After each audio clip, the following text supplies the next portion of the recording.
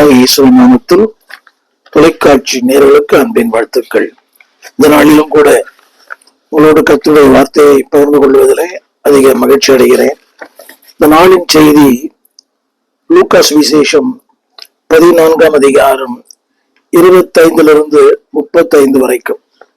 இது நீங்கள் பலமுறை படித்திருக்கலாம். லூக்கா சுவிசேஷம் 14ஆம் அதிகாரம் 25 35 வரை. ஒருவேளை வேதம் உங்கள் கையில் இருக்குமானால் நீங்கள் வேதத்தை திருப்பி வாசிக்க அந்த கேட்கிறேன்.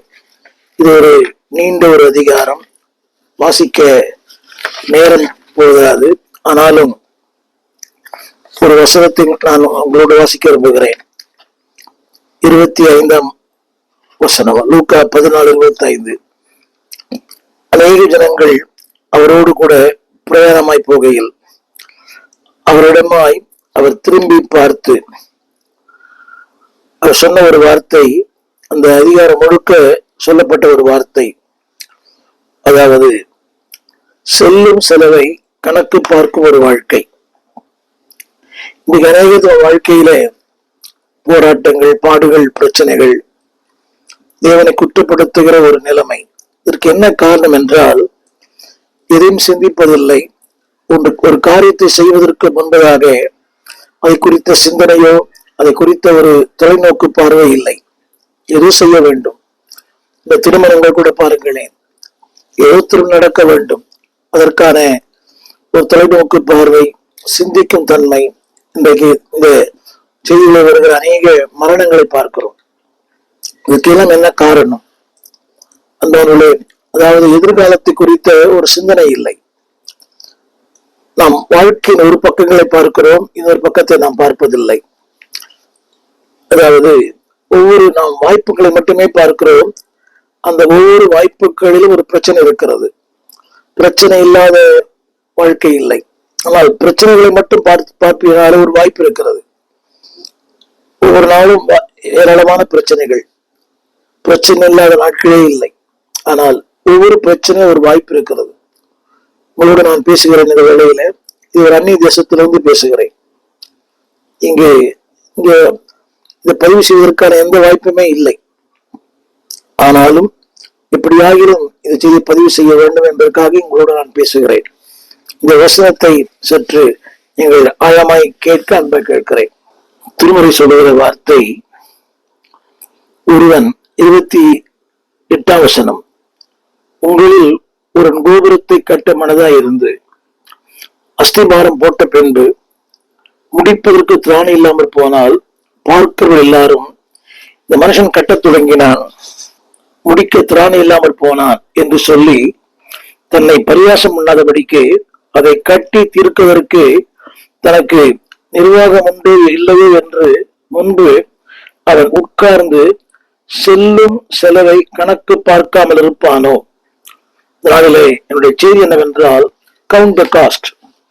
வாழ்க்கையின் ஒவ்வொரு நிலையிலுமே அன்பானவர்களே, ஒரு காரியத்திற்கு முன்பதாக இதனால் செய்து முடிக்க முடியுமா? இன்றைக்கு அநேக ஊழியர்கள் கூட இந்த ஒரு காரியத்தை சிக்கிக் கொள்கிறார்கள். திராணிக்கு மேலாக அது கூட்டமா இருக்கலாம், கட்டடங்களா இருக்கலாம், இதே ஒரு காரியத்துல அவர் சிக்கிக் கொள்கிறார்கள். இந்த நாளிலே தேவன் சொல்லுகிறார், கவனிங்கள், ஆங்கில சொல்லப்பட்ட வார்த்தை, count the cost before you commit. ஒன்றை செய்வதற்கு முன்பாக யோசித்து பாருங்கள். இன்றைக்கு ஊழியத்துல கூட அனைவரும் வருகிறார்கள். எனக்கு தெரிந்த பலர் ஊழியத்துல வந்தார்கள், ஆனால் இன்றைக்கு அவர் ஒன்றுமில்லாமல் போனார்கள். என் நண்பருடைய மகன் யூகேவில் ஒரு மருத்துவர் படித்தார். மருத்துவம் படித்து சில செய்திகளை கேட்டு பரவசமாகி நல்ல வேலை, நல்ல படிப்பு, ஆனால் திடீரென்று இந்தியாவிற்கு வந்தார். அவருக்கு இந்த வட இந்தியாவில் குறித்த ஒரு பெரிய பாரம். அவர் தகப்பனாருக்கும் சொல்லவில்லை, யாருக்குமே சொல்லவில்லை. உடனே வந்தார், வட இந்தியாவிற்கு போனார். ஒரு மாதம் தங்கி இருந்தார். சூழ்நிலைகள் எல்லாமே அவருக்கு வித்தியாசமா இருந்தது. சொல்லாமல் கொள்ளாமல் அவர் சென்னை திரும்பினார். இன்றைக்கு அவருக்கு ஊழியத்துல ஒரு வெறுப்பு, எல்லார் மேலும் ஒரு வெறுப்பு. இது உங்களுக்கு புரிய வைக்கிறேன். அதாவது இதனுடைய கருப்பொருள் என்னவென்றால், ஒன்றை ஆண்டவர் சொல்கிற வார்த்தை, count the cost before you commitment. ஊழியமா கூட இருக்கலாம். இன்றைக்கு பரவசத்தில் செய்யப்படுகிற ஊழியங்கள் ஏராளம். பரவசத்துல ஏதோ கடன் வாங்கி ஊழியர் கூட்டம் நடத்துவது அது சரியல்ல. கடன் வாங்கி, அதாவது இப்படி நினைக்கிறாங்க, தேவன் நடத்துவார். இல்லை. when God guides, he provides. தேவன் உங்களை சரியான நடத்துவார் என்ற தேவைகளை சந்திப்பார். இன்றைக்கு பரவசத்தில் செய்யப்படுகிற ஊழியங்கள் ஏராளம். இவன் தொலைக்காட்சி ஊழியங்களை கூட அநேக சொல்லுகிற காரியம் என்னவென்றால், இந்த தொலைக்காட்சி நடத்துகிறவர்கள் அந்த போதகர் இவ்வளவு பணம் தர வேண்டும், இவ்வளவு பணம் தர வேண்டும். என்னுடைய செய்தி என்னவென்றால், அன்பானவர்களே, தேவன் உங்களை உண்மையாகவே நடத்துவார் என்றால் நீங்கள் அதில் ஈடுபடலாம். ஆனால் செல்லும் செலவை கணக்கு பார்க்க வேண்டும். இது எதோ சொல்லப்பட்ட வார்த்தை என்றால், அந்த வசனத்தை படிக்கிறேன், கேளுங்கள். ஆண்டவரை பின்பற்றுகிற ஒரு வாழ்க்கை குறித்து அவர் பேசுகிறார். ஆரம்பிக்கப்பட்டுதான் ஆரம்பிக்குது. யாதொருவன் என்னிடத்துல வந்து தகப்பனையும் தாயையும் மனைவியும் பிள்ளைகளையும் சகோதரரையும் சகோதரிகளையும் தன் ஜீவனையும் வெறுக்காவிட்டால் எனக்கு சிஷ்யனாக இருக்க மாட்டான். அடுத்த வார்த்தை, சொல்லப்பட்ட வார்த்தை, தன் சிலுவையை எடுத்து சுமந்து கொண்டு எனக்கு பின் செல்லாதவன் எனக்கு சிஷ்யனாக இருக்க மாட்டான். கொஞ்சம் யோசித்து பார்க்க வேண்டும்.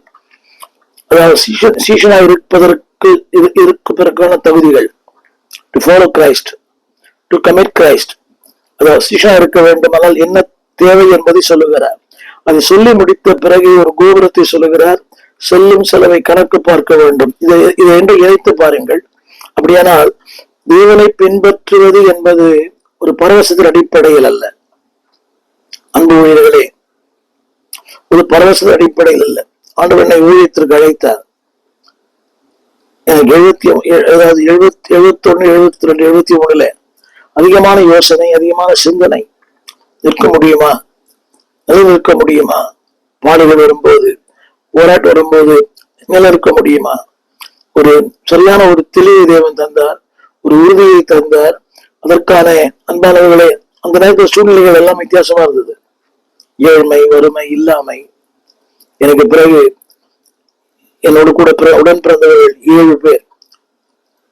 இதெல்லாம் பார்க்கும் போது சாத்தியமே இல்லை. ஆனாலும் ஒரு நம்பிக்கை தந்தார். அழைத்தவர் உண்மை உள்ளவர், வார்த்தையோடு தினந்தோறும் பேசுவார். வார்த்தையாலே பேசுகின்ற ஆண்டவர் இவர். ஒவ்வொரு நாளும் வார்த்தையோடு பேசுவார். காலைதோறும் எந்த கூடுகையில் போனாலும் தேவன் எனக்கே பேசுவார். ஒரே வார்த்தையை திரும்ப திரும்ப பல தேவனிடம் பேசினார்கள். இது என்னுடைய அது உறுதிப்பாடு. கர்த்தர் அழைக்கிறார். ஒரு நாள் தீர்மானித்தேன், ஆண்டவர் ஊழியத்திற்கு வந்தேன். ஏறக்குறைய 53 ஆண்டுகள் ஆனது. அன்பானவர்களே, ஏளனங்கள் ஏராளம், பரியாசங்கள் ஏராளம், துக்கங்கள் ஏராளம், அவமானங்கள் ஏராளம், விமர்சனங்கள் ஏராளம். ஆனால் அழைத்தவர் உண்மை உள்ளவர். என்னோட வார்த்தை திரும்ப அந்த மாதிரி சொல்லுகிறேன், கன்சிடர் பிஃபோர் த கமிட்மெண்ட். அழகான ஒரு வார்த்தை, count the cost before your commitment. அடுத்த ஒரு வார்த்தை சொல்லப்பட்ட, ஒரு ராணுவத்துல சேர விரும்புகிறான். அப்படியா ராணுவத்துல சேர விரும்ப வேண்டுமானால் வெறும் உணர்ச்சியை நம்பி ராணுவம் சேர முடியாது. அதற்கேற்ற உடல் வலிமை, அதற்கேற்ற மனப்பக்குவம், அதற்கேற்ற பயிற்சி, அதற்கேற்ற எல்லாமே இருந்தாதான் அவன் ஒரு ராணுவத்துல சேர முடியும். அப்படி ஊழியம் என்பது இன்றைக்கு எல்லாரும் நினைக்கிறாங்க ரொம்ப துக்கமான ஒன்று. ஊழியத்துல வந்துட்டா பெரியாளாகலாம், வெளிநாடுகளுக்கு போகலாம். இல்லை அன்பானவர்களே, இன்றைக்கு அழைப்பு இல்லாத ஊழியர்கள் ஏராளமா இருக்கிறார்கள். அழைப்பே கிடையாது அவங்களுக்கு. I know very well. அழைப்பே இல்லை. அவளுக்கு ஊழியத்துக்கும் சம்மந்தமே இல்லை. இதை நான் அதாவது 100 முறை கூட சொன்னாலும் தவறு இல்லை. ஊழியத்திற்கும் அவளுக்கும் சம்மதமே இல்லை. அழைப்பே இல்லை. ஏதோ வந்து விட்டார்கள். அவர் மனைகளை பார்த்து மக்கள் வருவார்கள், ஏதோ பணம் கிடைக்கும், காணிக்கை கிடைக்கும், வாழ்க்கை வசதியாக ஓட்டலாம். இல்லை அன்பானவர்களே, எனக்கு தெரிந்த என்னுடைய உடன் ஊழியர் ஒருவர் ஒரு கூட்டத்தை நடத்தினார். ஒரு பிரபலமான ஊழியரை வைத்து எதிர்பார்த்த அளவுக்கு கூட்டங்கள் வரவில்லை. கடன் கடன் கடன், தற்கொலைக்கு நேராய் போனார். மண்டபத்திற்கு வாடகை கட்ட முடியவில்லை, செய்தியாளருக்கு பணம் தர முடியவில்லை. அங்க இது இருக்கப்பட்ட அங்க வாடகைக்கு அமர்த்தப்பட்ட அந்த சேர் இதுக்குமே அவரால் செய்ய முடியல. வட்டிக்கு மேல வட்டி வாங்கி இன்னைக்கு ஊழியமே இல்லை, சபையில இன்னைக்கு ஆட்களே இல்லை. நொந்து போன ஒரு அந்த சபையை இன்னைக்கு பாழடைந்து இருக்கிறது. அதாவது வருடத்துக்கு ஒரு முறை கூட அதை அந்த சபையை பழுது பார்க்க அவருக்கு சுண்ணாம்படிக்க கூட அவர்கிட்ட பணம் இல்லை, இன்னைக்கு வசதி இல்லை. இதெல்லாம் இதனுடைய விளைவு தெரியுமா?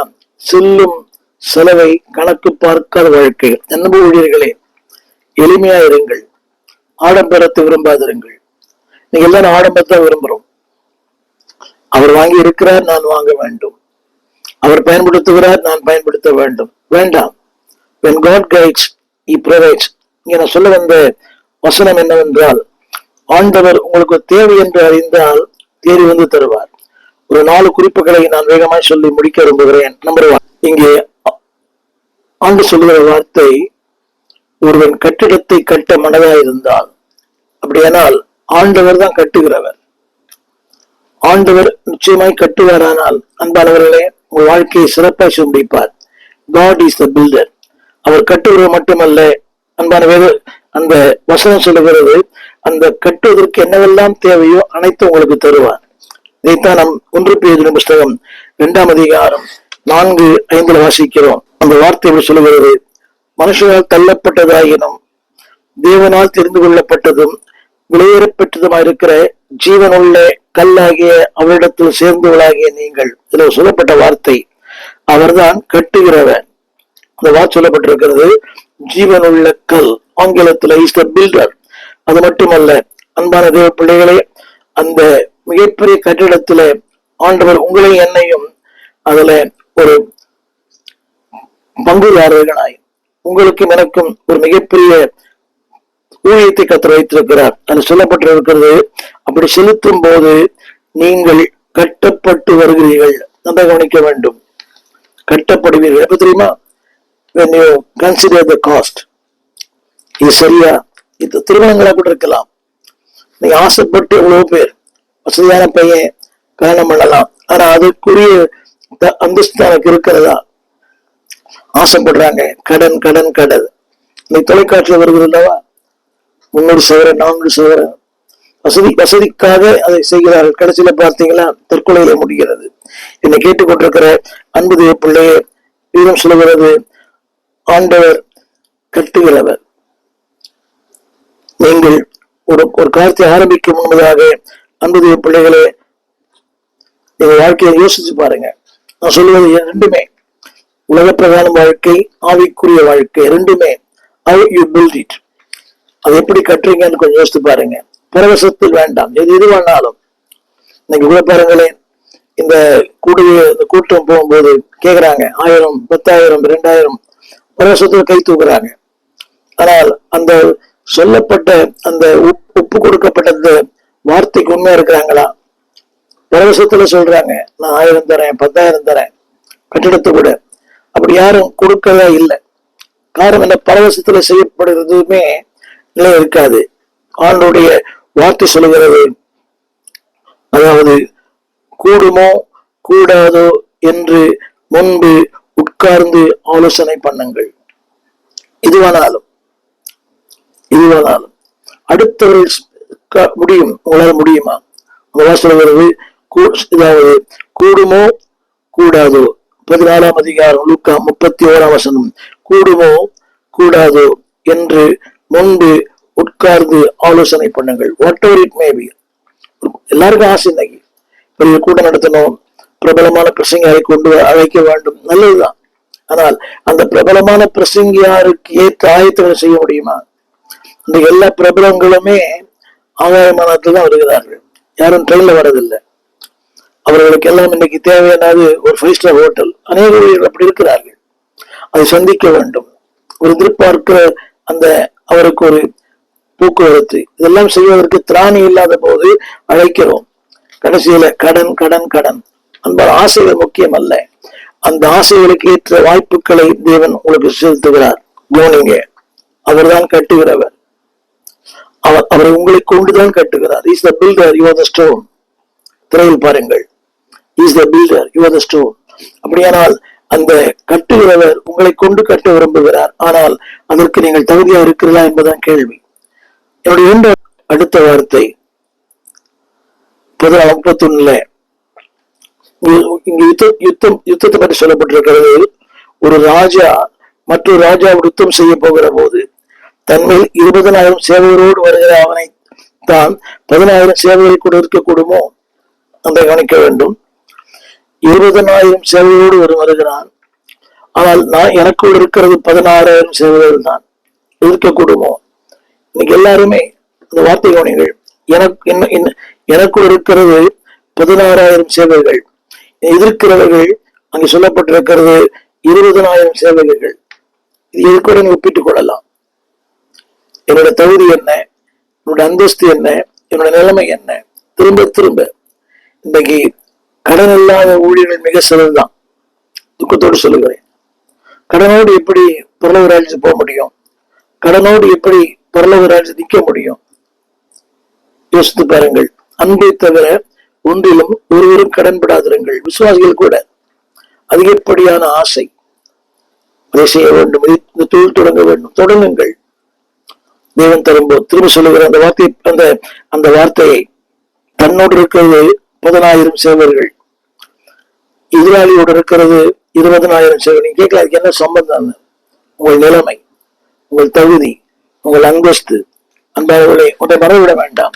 ஆண்டவர் உங்களை கொண்டுதான் ராஜ்யங்களை கட்ட விரும்புகிறார். இந்த வார்த்தையை படிக்கிறேன், கேளுங்கள். அந்த வார்த்தையை 1 பேதுரு 2ஆம் அதிகாரம் 5ஆம் வசனம்.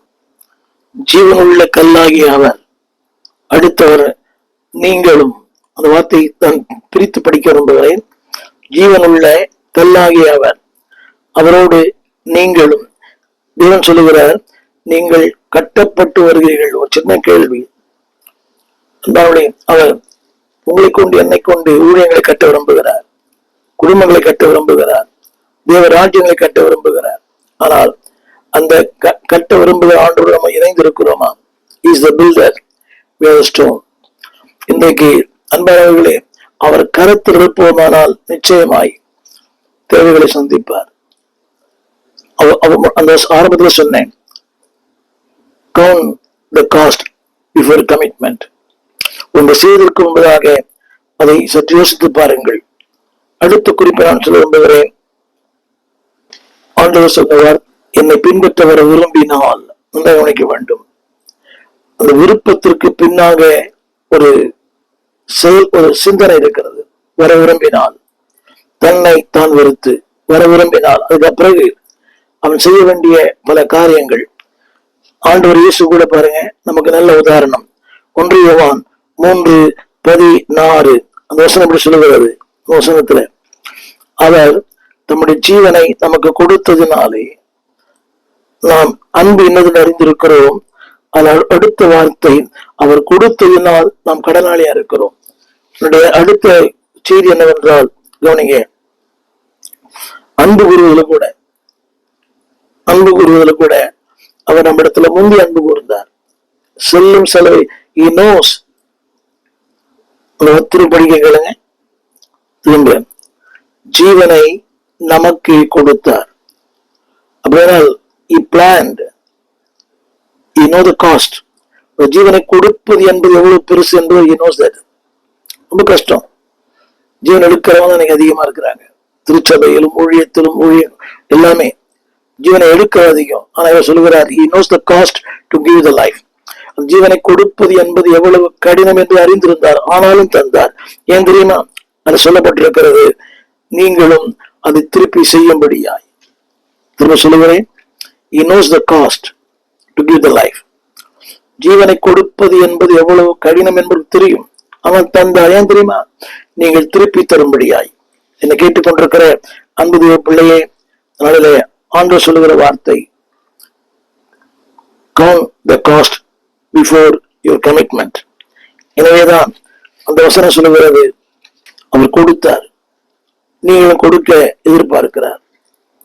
எனவேதான் சொல்லுகிறது, அன்பானவர்களே, வசனத்தினாலும் நாவினாலும் அல்ல, கிரியனாலும் உண்மையினாலும் நாம் அன்பு கூற கடவோம். என்னை கேட்டுக்கொண்டிருக்கிற அன்புடைய பிள்ளையே, count the cost before your commitment. ஈவனா இருக்கலாம், வேலையா இருக்கலாம், தொழிலா இருக்கலாம், ஊழியங்களா இருக்கலாம், எதுவும் சொல்லிக்கொண்டே போகிறது. முதல்ல இன்னைக்கு கொடுப்பது நிறைய பேர் விரும்புறாங்க. கடன் வாங்கி கத்தர் கொடுக்காதீங்க, கடன் வாங்கி ஒரு பண்டிகை கொண்டாடாதீங்க, கடன் வாங்கி எதையுமே செய்யாதீங்க. அது தவறு. அதோட நிலைவு என்னவென்றால், அந்த வார்த்தை சொல்லப்பட்டிருக்கிறது, செல்லும் செலவை, அதாவது பார்க்கிற எல்லாரும். இந்த வார்த்தை படிக்க கேளுங்கள். 14ஆம் அதிகாரம் 25-6 வசனம். பார்க்கிற எல்லாரும். ஹலோ, உங்களை பார்க்கிறவர்கள் முன்னாலும் பேசுவார்கள், பின்னாலும் பேசுவார்கள். அந்த வார்த்தை சொல்லப்பட்டிருக்கிறது, பரியாசம் பண்ணாதபடி.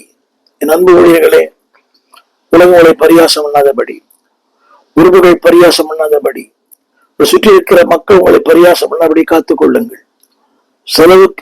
வரவுக்கு மிஞ்சின ஆடம்பரமான வாழ்க்கை, உங்கள் வரவு என்னவோ அதற்கேற்றபடி. வேதம் சொல்கிறது, பார்க்கிறவர்கள் எல்லாரும். அப்படியானால் ஜனங்கள் பார்க்கிறார்கள். How you act, how you behave. உங்களுடைய வாழ்க்கையை பார்க்கிறாங்க, கேட்பாங்க, இது உங்களுக்கு தேவைதானா? பார்க்க எல்லாரும். அடுத்த ஒரு வார்த்தை, பரியாசம் பண்ணாதபடி. என்னை கேட்டுக்கொண்ட அன்புடைய பிள்ளையே, உன்னை பரியாசத்திற்காக தேவன் அழைக்கவில்லை. உன்னை கொண்டு தேவன் ராஜ்யங்களை கட்ட தேவன் அழைக்கிறார். முடிவாக சொல்ல விரும்புகிறேன். முடிவாக வேதம் சொல்லுகிறது, 2 கொரிந்தியர் 9:6, சிறுகு விதைக்கிறவன் சிறுக அறுப்பான், பெருகு விதைக்கிறவன் பெருக அறுப்பான். கருத்து என்ன? Slow, systematic, spiritual, strong. சிறுக சிறுக ஊழியங்கள் கூட பாருங்க. இன்னைக்கு எல்லாருமே பிரம்மாண்டமான இடத்துக்கு போனோம், பெரிய இடத்துக்கு போனோம். பாருங்க, கடன் கொடுப்பதற்கு நிறைய வங்கிகள் இருக்கிறது. ஆனா உங்களுடைய முடிவு என்ன? பார்க்கிற எல்லாரும் உங்களை பரியாசம் பண்ணாதபடி. அடுத்த வார்த்தை, சிறுகு விதைக்கிறவன் சிறுக அறுப்பான், பெருகு விதைக்கிறவன் பெருக அறுப்பான். முதல்ல சிறுக, சின்ன ஸ்டார்ட் வித் ஸ்மால் திங்ஸ். சின்ன காரியங்கள் ஆரம்பிங்க. ஊழியங்கள் சிறிதா இருக்கட்டும், தேவன் அதை பெரிதாக்க வல்லவர். ஏன் தெரியுமா? அழைத்தவர் அவர்தான், அவர்தான் கட்டுகிறவர், அவர்தான் builder. I am only stone. எனக்கு அவர் தேவை, அவருக்கு நான் தேவை. இதுதான் பேர்ல சொன்னார். பேதுருக்கு மீன் தேவை, ஆனால் ஆண்டவருக்கு பேதுரு தேவை. புரிய நினைக்கிறவங்களுக்கு, எனக்கு உலகம், எனக்கு மீன் தேவை, ஆனால் ஆண்டவருக்கு நான் தேவை. அவர் தேவை நீங்க சந்தித்தால் உங்கள் தேவை சந்திப்பார். கடைசியா சொல்லி முடிக்க விரும்புகிறேன். 2 கொரிந்தியர் 9:8, நீங்கள் எப்பொழுதும் எல்லாவற்றிலும் சம்பூர்ணமுடையவர்களாய் சகலவித நற்கிரியைகளிலும் பெறுகிறவர்களாய் இருக்கும்படி தேவன் உங்களிடத்தில் சகல கிருபைகளையும் பெருக செய்ய வல்லவராயிருக்கிறார். திரும்ப படிக்கிறேன். எல்லாவற்றிலேயும், செல்லும் செலவை கணக்கு பார்க்கும் போது எல்லாவற்றிலேயும். 2வது, எப்பொழுதும் சம்பூர்ணமுடையவர்களாய் சகலவித நற்கிரியைகளிலும் பெருகிறவர்களாய். வேதம் சொல்கிறது, தேவன் உங்களிடத்தில், நன்றாக கவனிக்க வேண்டும், உங்களிடத்தில், in you, through you, உங்களிடத்தில் உங்கள் மூலமாய் சகலவித கிருபைகளையும் பெருக செய்ய வல்லவராயிருக்கிறார். ஏன் தெரியுமா? அவர் பெருக்கத்தின் ஆண்டவர். நீங்கள் செல்லும் சிலை கணக்கு பார்க்கும் போது கடைசியாக அந்த வசனம் சொல்லுகிறது, நீங்கள் செல்லும் சிலை கணக்கு பார்க்கும் போது உங்கள் நீதி என்றென்றைக்கும் நிலைநிற்கும். 2 கொரிந்தியர் 9:9, உங்கள் நீதி என்றென்றைக்கும் நிலைநிற்கும். என்னை கேட்டுக்கொண்டிருக்கிற அன்பு தேவ பிள்ளையே, ஒரு கட்ட மனதாக இருந்தால் அது எது வேண்டுமா இருக்கலாம், வாழ்க்கையா இருக்கலாம், படிப்பா இருக்கலாம். இன்றைக்கு இந்த வெளிநாடுகளில் போய் படிக்கிறார்களே, அதிகப்படியான கடன் கடன் கடன். அந்த கடனை திருப்பி செலுத்துவது கடைசியில பெற்றோர்களாக தான் இருக்கணும். படிக்கிறது தவறல்ல. நீங்கள் பார்க்கிற எல்லாரும் உங்களை பரியாசம் பண்ண தொடங்குவார்கள். ஆனால் தேவனிடத்துல உங்களை எப்படி வைக்க விரும்புகிறார்? நீங்கள் உங்களை பெருக செய்ய, சம்பூர்ணமடைய, நற்கிரிகளில, சகல கிருபைகளில பெருக செய்ய வல்லவரா இருக்கிறார். கரெக்ட். அதாவது count the cost before the commitment. ஒரு வாழ்க்கையை ஒன்று செய்வதற்கு முன்பதாக யோசியுங்கள். வேதம் சொல்லுகிறது, உங்கள் நீதி என்றென்றைக்கும் நிலைநிற்கும் என்று கர்த்தர் எழுதுவார். இப்படி சொல்ல புரியும். உங்கள் நீதி நிற்கும்படியாய் கர்த்தர் காரியங்களை செய்வார். மக்கள் ஜெபிக்க விரும்புகிறேன். count the cost before your commitment. அது எது வேண்டுமா இருக்கலாம். ஊழியமா இருக்கலாம், வேலையா இருக்கலாம், திருமணமா இருக்கலாம், ஒரு நிலமா இருக்கலாம், what ever it may B. Count the cost. எல்லாரும் ஆல்பம் போட விரும்புறாங்க. கடன் வாங்கி ஆல்பம் போடாதீங்க. இன்னைக்கு திரைப்பட நடிகர்கள் எல்லாம் எவ்வளவு பேர் தற்கொலை பண்றாங்க. எதிர்பார்ப்பு, படம் ஓடும், பிரம்மாண்டமா இருக்கும், கடன் கடன், அடுத்து தற்கொலை. வேண்டாம். வேதம் சொல்கிறது, நீங்கள் எல்லாவற்றிலும் எப்பொழுதும் சம்பூர்ணமுடையவர்களாய் சகலவித நற்கிரிகளிலும் பெருகுவர்களாய் இருக்கும்படி உங்களிடத்தில் சகல கிருபைகளையும் தேவன் பெருக செய்ய வல்லவராக இருக்கிறார். அது மட்டுமல்ல, உங்கள் நீதி என்றென்றைக்கும் நிலை நிற்கும்படியாய் கர்த்தர் விரும்புகிறார். உங்கள் நீதி இருக்கட்டும், பரியாசம் அல்ல. உங்கள் நீதி என்றென்றைக்கும், அந்த வார்த்தையை நான் கூடிட்டு காட்ட விரும்புகிறேன். என்றென்றைக்கும் நிற்கும். கர்த்தர் அப்படி உங்களுக்கு செய்ய உங்களுக்காக ஜெபிக்க விரும்புகிறேன். ஜெபிப்போம். வானத்தையும் பூமியும் படைத்த நல்ல ஆண்டவரே, தர்மையான வேலைக்காய் நன்றியோடு துதிக்கிறோம். நானும் செய்தி கேட்கிற ஒருவருடைய வாழ்க்கையிலையும் பரியாசத்துக்காக பரியாசத்துக்குள்ள அல்ல, அநேகருக்கு பரவசதி கொடுக்கிறவர்களாய், அநேகருக்கு ஒரு சாட்சி உள்ளவர்களாய், அவளை பார்க்கிற அநேகர் தேவனோடு இருக்கிறார். அவனை உட்கார்ந்து செல்லும் செலவை கணக்கு பார்க்கிற ஒருவர்களாய், what ever it may be, சிந்திக்கும் திறனை எங்களுக்கு தாரும். தொலைதூர பார்வை எங்களுக்கு தாரும். அவசரம் வேண்டாம், அறியாமை வேண்டாம், ஆசைகள் வேண்டாம். ஆண்டவர் மட்டும் என் வாழ்க்கையின் எல்லாவற்றுக்கு எல்லாமா இருக்கட்டும். நாங்கள் பரியாசத்துக்குரியவர்கள் அல்ல. அவன் நீதி என்றென்றைக்கு நிற்கும். எதை செய்தாலும் ஆண்டவர் தேவ நீதி நிலைநிற்கும்படியாய், தேவ நீதி உயர்த்தப்படும்படியாய், தேவ நீதி பேசப்படும்படியாய் வாழ்க்கை மாறட்டும். அன்பின் கரங்களிலே எங்களை தாழ்த்துகிறோம். இயேசுவே, அதை முடிக்க திராணி இல்லாமல் போனால் பரியாசம் பண்ணுவார்களே. நாங்கள் பரியாசத்துக்குரியவர்களாய் அல்ல, தேவ ராஜ்யத்திற்கு பிரகாசமாய் உள்ளவர்களாய், நீங்களை நீதிக்குட்படுத்த நட்சத்திரங்களை எங்களை மாற்றும். அன்றுவரை ஒருவேளை தவறு செய்திருந்தால் எங்களை மன்னியும். இனிமேலாகிலும் அந்த தவறுகளுக்குள் நாங்கள் ஈடுபடாதபடி அதிலிருந்து எங்களை வெளியே கொண்டு வாரும். உங்களுடைய அன்பின் கரங்களிலே தாழ்த்துகிறோம். ஆண்டவர் இயேசுவின் நாமத்தில் வேண்டிக் கொள்கிறோம் நல்ல பிதாவே, ஆமென். அன்பான பிள்ளைகளே, count the cost before your commitment. இது வேண்டுமா இருக்கலாம். ஊழியம், சபை கட்டிடங்கள், அது எந்த உங்களுடைய எது வேணா இருக்கலாம். ஆனால் கவுண்ட் த காஸ்ட், செல்லும் செலவை உட்கார்ந்து கணக்கு பாருங்கள். எல்லாரும் பார்க்கும்படி உங்களை பரியாசம் பண்ண முடியும். உங்க வாழ்க்கை வேண்டாம். உள்ளே சொல்ல மாட்டாங்க, நான் உள்ள நம்மளை பரியாசம் பண்ணுவாங்க. ஊழியர்களே, உங்களுடைய செய்தி ஜனங்களுக்குள்ள போகாது. தானே சொல்கிற வார்த்தை, எங்க பாஸ்டர் மேடையில தான் பாஸ்டர், கீழே நீங்க வந்தா ஒரு மோசம். அநேக சொல்லுகிற வார்த்தை வேண்டாம். உங்கள் நீதி என்றென்றைக்கும் நிற்கட்டும். இப்படிப்பட்ட வாழ்க்கை வாழ அர்ப்பணியுங்கள், தீர்மானியுங்கள். தேவன் பெருக செய்ய வல்லவராக இருக்கிறார். God bless you. இந்த செய்திகளை நீங்கள் யூடியூப்ல கேளுங்கள். இதுவரைக்கும் சப்ஸ்கிரைப் பண்ணாதவர்கள் சப்ஸ்கிரைப் செய்ய அன்போடு கேட்கிறேன். என் தொலைக்காட்சி நிகழ்ச்சிகள் கொடுத்திருக்கிறோம். ஒரு நாளும் அந்த நிகழ்ச்சிகளை பாருங்கள். இதே நாள் தினந்தோறும் இந்த சேனல்ல உங்களை சந்திக்க விரும்புகிறேன்.